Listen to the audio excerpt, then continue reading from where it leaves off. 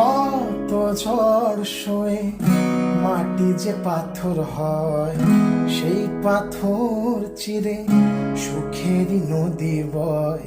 কত ঝড় সয়ে মাটি যে পাথর হয়, সেই পাথর চিরে সুখেরই নদী বয়। নদীটা দেখে সবাই, পাথর দেখে না।